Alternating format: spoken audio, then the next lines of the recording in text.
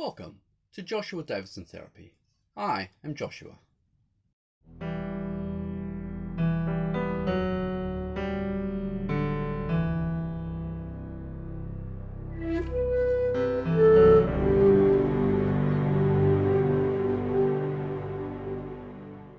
What is mental health? Health is one of those vague concepts that is hard to pin down until you no longer have it. For humans, health comes in several components that work together to create a total picture, a picture of health. Biological, physical health. Physical health is defined as how well your body manages day-to-day tasks such as eating, sleeping, and exercise. You generally don't notice that your bones are working fine, but you quickly notice when your bone is fractured. The subcategories that we look for in therapy are looking at blood work, diet, exercise, body mass, sleep, and medications.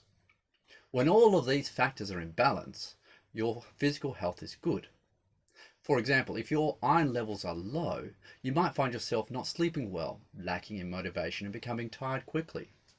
No amount of talking therapy is going to actually fix a low blood iron level.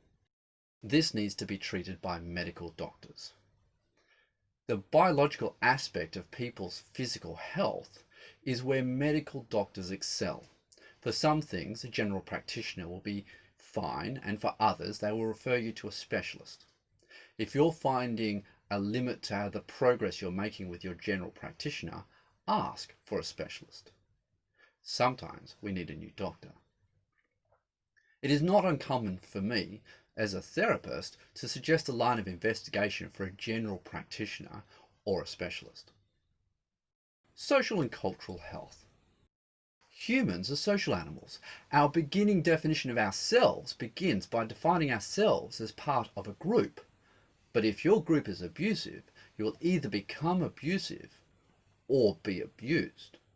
Abused people often become introverted, defensive, or pleasing, reactionary, or aggressive.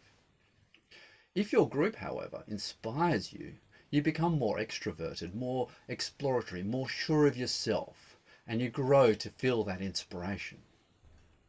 People who come from abuse may find it hard to build trust in others or change their habits from self-sabotage to growth.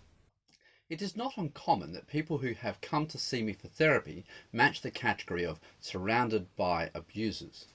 That is, often it isn't an intrinsic mental health issue of theirs, it is that their reaction to the bad people around them is normal but odd. Existential health. An important aspect of health is to feel wanted by others, to feel that we have a positive effect on the world and that our life matters. While some of that can be addressed at the social level, most of this is a statement of how you feel about your position and your purpose in the world. What are you here for? Does your existence matter? How are you connected to the people and the world? Each person will find a variant of this that works for them. Economic health. Humans have a baseline of needs that needs to be met, such as food, shelter, and safety.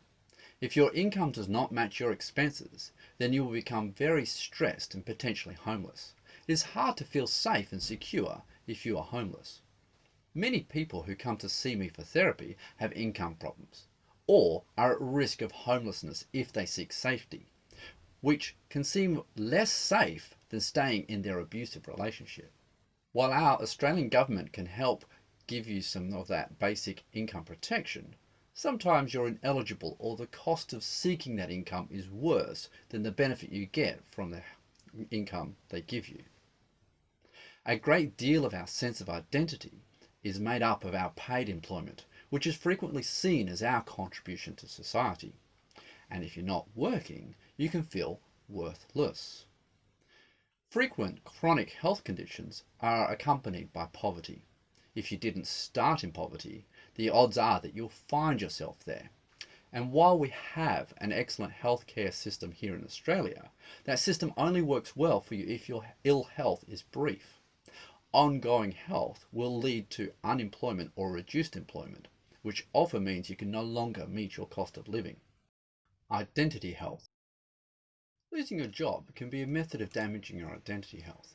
Another is to have society condemn your inherent nature, such as sexual preference, gender identity, chronic health condition, cultural identity, ethnicity, religious views, and so on.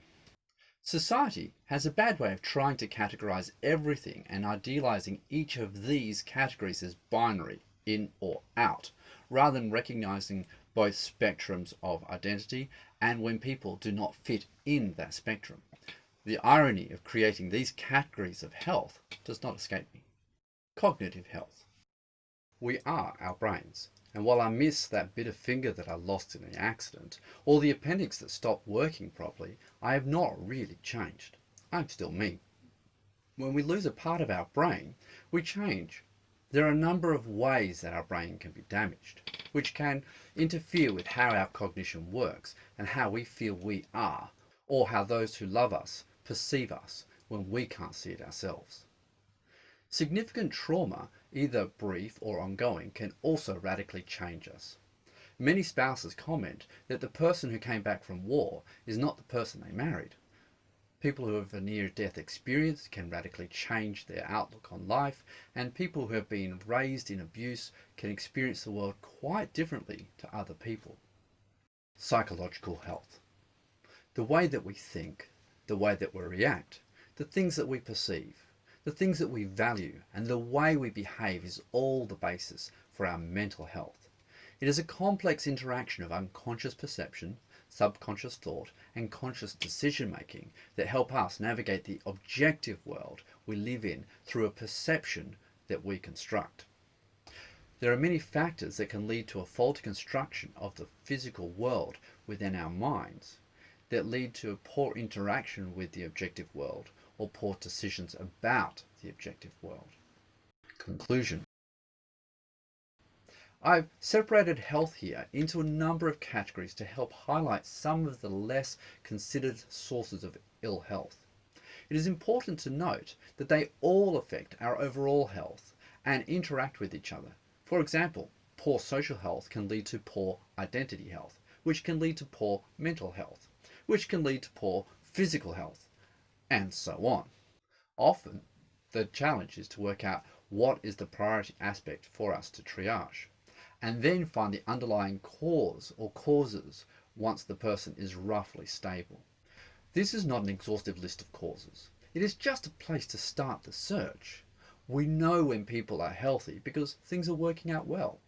When things stop working or become difficult, this list helps us narrow down what may have occurred and what has affected you, which begins the journey to addressing them. Thank you for watching.